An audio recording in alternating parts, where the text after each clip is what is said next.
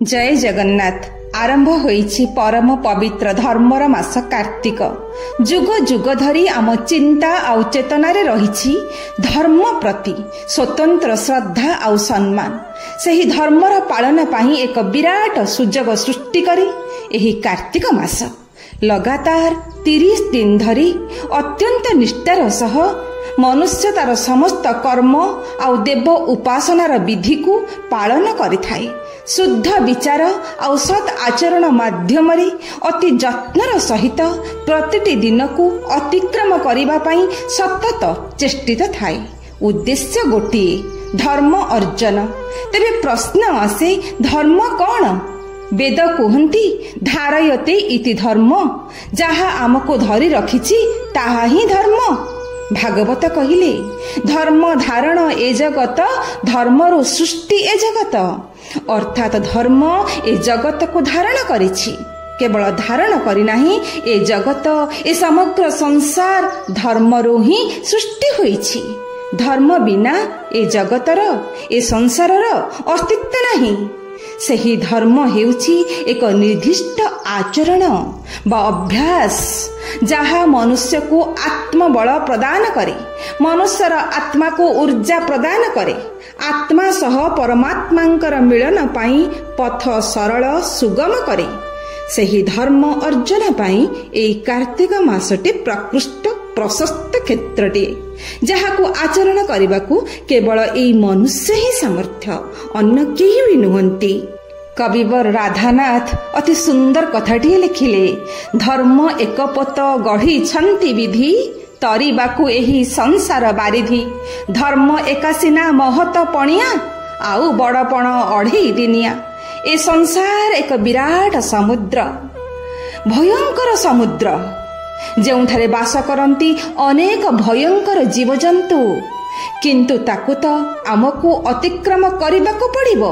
सेथिपाई धर्म ही एकमात्र नौका, धर्म ही एकमात्र सत्य आउ सबु अढ़ई दिनिया। मनुष्यर आत्मगारिमा अहंकार अढ़ई दिन पाए मात्र जहा पाखरे धर्मर पुंजी अछि से निश्चित भावरे आगु को बढ़ी पारिबो, तार विनाश नहीं। सेइथि पाई तो मधुसूदन राव सुंदर कथाटी लिखिले बाल्य काल मुही धर्म धन संजीवी ए जीवन अनिश्चित। के जाने कहार आज मृत्यु काल होई जीव उपस्थित। हाँ बंधुगण, पिलाटी बेलू धर्म रूपक धनर संचयर आवश्यकता रहिछि। जहाको आमे मूल्यवान मने करी ताको उपार्जन करिबा पई आमर प्रतिटी मुहूर्त को नष्ट करी चलीछे से सब क्षणिक अस्थायी। मला परे सांगरे किछि जीव नाही, किंतु जीव धर्म रूपक धन जहाको उपार्जन करिबा संचय करिबा गला बेले सांगरे मध्य नेई जिबा। तेबे सेही धर्म रूपक धन को किए अर्जन करिबा को समर्थ? आउ केही नहंती, केवल मनुष्य, केवल आमे। ए मनुष्य शरीर दिव्य ज्ञान देखी संतोष भगवान। ए समग्र सृष्टि रे चर अचर स्थावर जंगम जेते प्रकारर जीव अछंती समस्तक मध्यरे श्रेष्ठ जीव हेउछि मनुष्य। लोक विश्वास रहिछि एक दीर्घ यात्रा परे मनुष्यर शरीर मिलिथाए। कौन से दीर्घ यात्रा?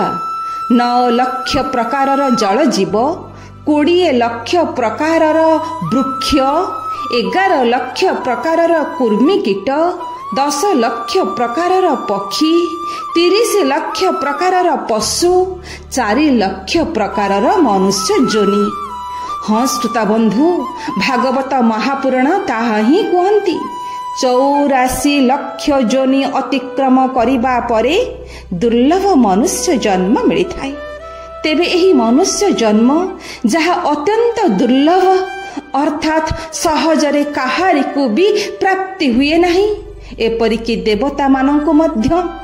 तेणु तो रामचरित मानसरे संत तुलसीदास लिखिले बड़े भाग मनुष्य तनु पावा सुर दुर्लभ सब ग्रंथ ही गावा। आहा बड़ भाग्य ए मनुष्यर शरीर पाइबा, जहा पुणी थरे जे आमको प्राप्त हेबो किए कहिबो। भागवत कहिले ना अनेक जन्म तप फले मनुष्य जन्म मही तले ପୁଣି ଲେଖିଲେ, ଦୁର୍ଲଭ ମନୁଷ୍ୟ ଜନ୍ମ ପାଇ କିମ୍ ପାଇଁ ହେଉ ଭ୍ରମ। ଏହି ଶରୀର ଦୁର୍ଲଭ। ବାରମ୍ବାର ଏହି କଥା ସୂଚେଇବାକୁ ଯାଇ ପୁଣି କହିଲେ, ଦୁର୍ଲଭ ମନୁଷ୍ୟ ଶରୀର ନରକ ନିସ୍ତାରଣ ଦ୍ୱାର। ତେଣୁ ସେହି ସୁଯୋଗକୁ ମନୁଷ୍ୟ ହାତଛଡ଼ା କରିବାକୁ କାହିଁକି ଚାହିଁବ? ବନ୍ଧୁଗଣ, ପୁରାଣ, ବେଦ, ଉପନିଷଦରେ ସମସ୍ତ ଶାସ୍ତ୍ର ସିଦ୍ଧାନ୍ତ ମାନଙ୍କରେ ମୁନି ଋଷି ମାନଙ୍କର ଆପ୍ତ ବଚନରେ ଯେଉଁଠି ବି ମନୁଷ୍ୟର ଶରୀର କଥା ଲେଖାଯାଇଛି, ସେଠାରେ ଗୋଟାଏ ଶବ୍ଦ ଲାଗିଛି, ତାହା ହେଉଛି ଦୁର୍ଲଭ। ଦୁର୍ଲଭ ବସ୍ତୁ ପ୍ରାପ୍ତ ହେବା ମାନେ ହିଁ ତ ଭଗବତ କୃପା ବା ଭଗବାନଙ୍କର କୃପା ଲାଭ କରିବା ବା ଲାଭ କରିଛେ ବୋଲି ଆମେ ଏ ଶରୀର ପାଇଛେ। ତେବେ କଥା ହେଲା, ସେହି ମନୁଷ୍ୟ ଶରୀରର କର୍ମ କ'ଣ ହେବା ଆବଶ୍ୟକ? ସେହି ଦୁର୍ଲଭ ଦେବତାମାନଙ୍କୁ ମଧ୍ୟ ପାଇବା କଷ୍ଟ ମନୁଷ୍ୟ ଶରୀରର ଆଚରଣ କ'ଣ ହେବା ଆବଶ୍ୟକ?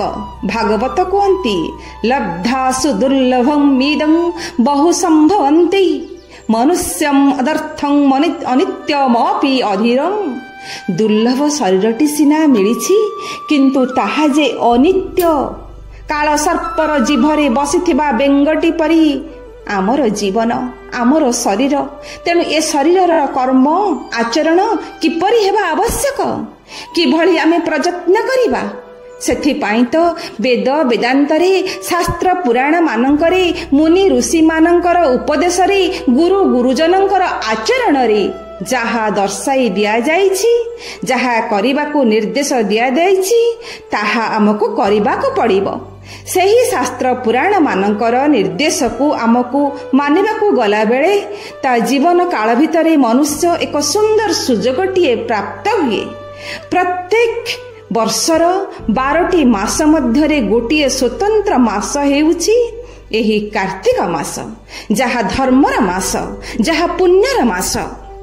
ପରମ ପିତା ବ୍ରହ୍ମା ଦେବର୍ଷି ନାରଦଙ୍କୁ ଏହି କାର୍ତ୍ତିକ ମାସର ଶ୍ରେଷ୍ଠତ୍ୱ ବୁଝାଇବାକୁ ଯାଇ କହିଲେ, ନ କାର୍ତ୍ତିକ ସମ ମାସ ନ କୃତେନ ସମଂ ଯୁଗମ୍ବ ନ ବେଦ ସଦୃଶଂ ଶାସ୍ତ୍ରଂ ନ ତୀର୍ଥଂ ଗଙ୍ଗାୟା ସମମ୍।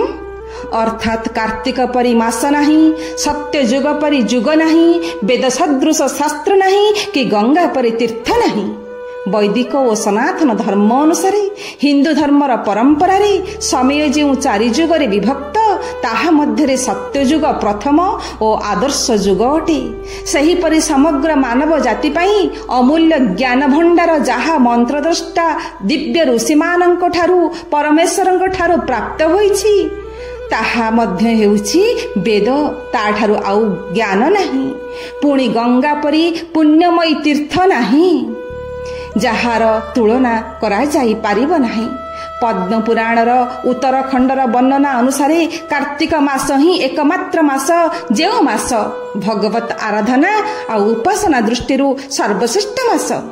କାୟ ମନ ବାକ୍ୟରେ ଶୁଦ୍ଧ ରହି ବ୍ରତ ଆଚରଣ କରି ଯେଉଁ ଦିବ୍ୟ ପରମ ସତ୍ତାଙ୍କୁ, ସେହି ସର୍ବବ୍ୟାପୀ ଅନ୍ତର୍ଯାମୀ ପରମ ପିତାଙ୍କୁ ଯେଉଁ ମାସରେ ଆରାଧନା କଲେ ଅଶେଷ ପୁଣ୍ୟ ଫଳ ପ୍ରାପ୍ତ ହୁଏ, ତାହା ହେଉଛି ଏହି କାର୍ତ୍ତିକ ମାସ। ଏହି ମାସ ଏତେ ପବିତ୍ର କାହିଁକି? ନା ଭଗବାନ ଶ୍ରୀ ବିଷ୍ଣୁଙ୍କର ଆଦ୍ୟ ଅବତାର ମତ୍ସ୍ୟ ଅବତାର ଏହି ମାସରେ ହୋଇଥିଲା। ପୁଣି ଶ୍ରୀ କାର୍ତ୍ତିକେୟଙ୍କର ଏହି ମାସରେ ଜନ୍ମ ହୋଇଥିଲା। ମା ବୃନ୍ଦାବତୀ ଏହି ମାସରେ ତୁଳସୀ ରୂପେ ପ୍ରକଟିତ ହୋଇଥିଲେ। ଏହି ମାସରେ ରାଧା ଆଉ ଶ୍ରୀକୃଷ୍ଣଙ୍କର ମହାରାସ ଲୀଳାର ମହାପର୍ବ ଅନୁଷ୍ଠିତ ହୋଇଥିଲା। ତେଣୁ ଏହି ମାସର ଯେଉଁ ବ୍ରତ ରଖାଯାଏ, ତାହାର ଅନ୍ୟ ନାମ ରାଇ ଦାମୋଦର ବ୍ରତ। ଆଶ୍ୱିନ ଶୁକ୍ଳ ଏକାଦଶୀ ତଥା ପବିତ୍ର ଦଶହରା ପରଦିନ ଠାରୁ କାର୍ତ୍ତିକ ଶୁକ୍ଳ ଦଶମୀ ପର୍ଯ୍ୟନ୍ତ ରତ୍ନ ସିଂହାସନରେ ଅଧିଷ୍ଠିତ ପ୍ରଭୁ ଶ୍ରୀ ଜଗନ୍ନାଥଙ୍କର ଶ୍ରୀ ବିଗ୍ରହ ମାନଙ୍କୁ ରାଧା ଦାମୋଦର ବେଶରେ ଆମେମାନେ ଦର୍ଶନ କରିଥାଉ। ସ୍କନ୍ଦ ପୁରାଣରେ କୁହାଯାଇଛି, ଦେବତା ମାନଙ୍କ ମଧ୍ୟରେ ଭଗବାନ ଶ୍ରୀ ବିଷ୍ଣୁ ଶ୍ରେଷ୍ଠ, ବନସ୍ପତିରେ ତୁଳସୀ, ତୀର୍ଥରେ ଦ୍ୱାରକାପୁରୀ, ତିଥିରେ ଏକାଦଶୀ ଏବଂ ମାସ ମାନଙ୍କ ମଧ୍ୟରେ କାର୍ତ୍ତିକ ଶ୍ରେଷ୍ଠ। ସନାତନୀ ମାନଙ୍କ ବିଶ୍ୱାସରେ କାର୍ତ୍ତିକ, ଆଷାଢ଼, ମାଘ, ବୈଶାଖ ଏହି 4 ମାସ ମଧ୍ୟରେ ସର୍ବଶ୍ରେଷ୍ଠ ମାସ ହେଉଛି କାର୍ତ୍ତିକ ମାସ। ଯାହା ପୁଣ୍ୟର ମାସ, ଧର୍ମର ମାସ, ଦାମୋଦର ମାସ, ସେବା ପୂଜା ବ୍ରତର ମାସ। ଏହି ମାସର ଅଧିଷ୍ଠାତା ଦେବ ହେଉଛନ୍ତି ଦାମୋଦର। ଏହି ମାସର ଅଧିଷ୍ଠାତ୍ରୀ ଦେବୀ ହେଉଛନ୍ତି ରାଇ ଦାମୋଦର। ଯିଏ ରାଇ ଅର୍ଥାତ୍ ଯିଏ ଭକ୍ତି ସ୍ୱରୂପିଣୀ, ପ୍ରେମ ସ୍ୱରୂପିଣୀ ଶ୍ରୀ ରାଧା। ତେଣୁ ତ ଏହି ମାସକୁ ରାଧା ଦାମୋଦର ମାସ ବୋଲି ମଧ୍ୟ କୁହାଯାଏ। ଆଉ ତୁଳସୀ ଚଉରା ମୂଳଠାରୁ ଶ୍ରୀମନ୍ଦିରର ରତ୍ନ ସିଂହାସନ ପର୍ଯ୍ୟନ୍ତ ସବୁଠି ଉପାସିତ ହୁଅନ୍ତି ରାଇ ଦାମୋଦର। ପଦ୍ମ ପୁରାଣ ଅନ୍ତର୍ଗତ ଉତ୍ତରଖଣ୍ଡ କାର୍ତ୍ତିକ ମହାତ୍ମ୍ୟ, ଯାହାକୁ ଓଡ଼ିଆ ଭାଷାରେ ରଚନା କଲେ ଭକ୍ତ କବି ମହାଦେବ ଦାସ। ତାଙ୍କର ପୁରାଣ ଆରମ୍ଭରେ ପ୍ରଥମେ ବନ୍ଦନା କଲେ ସେହି ଦାମୋଦରଙ୍କୁ। ନମସ୍ତେ ଦେବ ଦାମୋଦର, ଜାନାମ ଶରଣ ସୋଦର, ଅଶେଷ ବ୍ରହ୍ମାଣ୍ଡର ନାଥ, ଯାର ଚରିତ ପୁଣ୍ୟ ପଥ। ଆମ ଜଗନ୍ନାଥ ସଂସ୍କୃତିରେ ଦୁଇଟି ଦାମୋଦର, ଜଣେ ଯଶୋଦା ମାତାଙ୍କର ଦାମୋଦର, ଆଉ ଜଣେ ରାଧାରାଣୀଙ୍କର ଦାମୋଦର। ଯଶୋଦା ମାତାଙ୍କର ଦାମୋଦର ଜାଣି ଶୁଣି ମା ଯଶୋଦାଙ୍କର ବାତ୍ସଲ୍ୟ ପ୍ରେମର ରଜ୍ଜୁରେ ବାନ୍ଧି ହୋଇ ଯାଇଥିଲା ବେଳେ, ରାଧାରାଣୀଙ୍କର ଦାମୋଦର ରାଧାଙ୍କର ପ୍ରେମ ଆଉ ଭକ୍ତିର ରଜ୍ଜୁରେ ସବୁଦିନ ପାଇଁ ବାନ୍ଧି ଯାଇଛନ୍ତି ଅଦୃଶ୍ୟ ଭାବରେ। ସେହି ଦାମୋଦରଙ୍କୁ, ସେହି କୃଷ୍ଣଙ୍କୁ, ସେହି ଶ୍ରୀରାଧାଙ୍କ ପାଦ ପଦ୍ମରେ ପ୍ରଣାମ କରିବା ଏବଂ କହିବା, ହେ ଦାମୋଦର, ହେ କୃଷ୍ଣ, ଆପଣଙ୍କ ପାଦ ପଦ୍ମରେ ଆମର ଭକ୍ତି ରହୁ। କମଳା ଆଶ୍ରେ ରହି ନିତ୍ୟେ ବ୍ରହ୍ମାଦି ସୁର ମୁନି ଯେତେ, ପୂଜନ୍ତି ଯେଉଁ ପଦ୍ମପାଦେ କାଳ ବଞ୍ଚନ୍ତି ଅପ୍ରମାଦେ, ସେ ପାଦେ ମହାଦେବ ଦାସ ସ୍ତୁତି ପଠନେ କଲା ଆସ। ସେହିପରି ଭାବରେ ଆମର ପ୍ରାଣ ସେଇଠି ରହିଯାଉ, ନାଶ ହେଇଯାଉ ଆମ ହୃଦୟର ସମସ୍ତ କଳୁଷିତା, ଭରିଯାଉ ଏ ପ୍ରାଣରେ ଦିବ୍ୟ ପ୍ରେମର ଧାରା, ଝରିପଡ଼ୁ ଅନନ୍ୟ ଭକ୍ତିର କୁସୁମାଞ୍ଜଳି। ହେ ପ୍ରଭୁ, ଏ ଜଗତର କଲ୍ୟାଣ କର। ଜୟ ଜଗନ୍ନାଥ।